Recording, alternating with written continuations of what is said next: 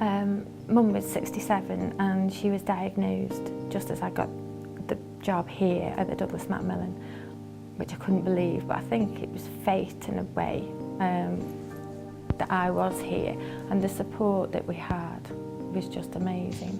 The community team were brilliant. Mum couldn't speak highly enough of them. Any problems we had, they were just at the end of a telephone call, and towards the end we couldn't have coped if we hadn't had that support from these here. When I first worked here, it was very much a home, and it was called Douglas Macmillan Home. People came in and stayed for a long period of time. We did have, obviously, end-of-life patients, but there wasn't the same emphasis on that holistic management. I mean, it's a job that sort of grounds you in life. Of course, you're confronted with some of the most distressing, traumatic experiences that anybody can expect to face in their lives.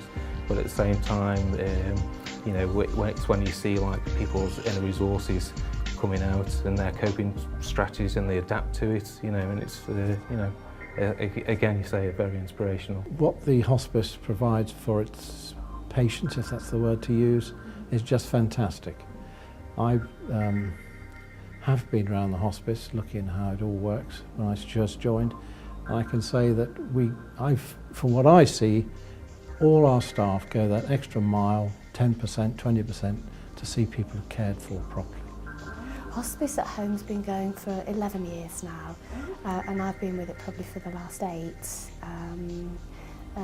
It's certainly, since I've been at the hospice, you know, the services have developed. That choice to be able to stay at home with that support is very valuable. It's so difficult when you're coming towards the end of the life of someone who you love. You're so vulnerable at that time. Things that go wrong magnify, and it's so wonderful to be able to come to a place where you feel as though you can just hand over. It's a wonderful place to work. Some people have a fear of the place, which I suppose on one level is understandable, but actually it's a great place to work. It's very rewarding, as you say, and there's a tremendous sense of achievement.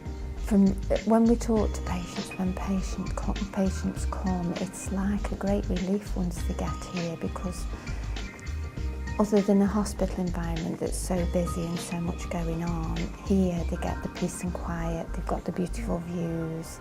It is a very emotional job, because you've not got somebody you know, sharing the care. You've got a member of the team who's perhaps in there for 8 hours at a time. They form bonds and relationships with the patients and family, which, you know, they have to remain very professional.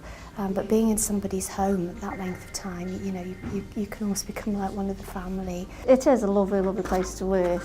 When I first started, my friend said to me, because I lost my husband, and they were very much, "Oh, do you want to go and work there for?" You know, it's like this black hole of doom and gloom, and it isn't. It's like a sunshine, you know, very sunshine really. People get so much from it. You know, they're so kind to you, as if you're like some little saint really, because you work here. And that is nice when they compliment you like that.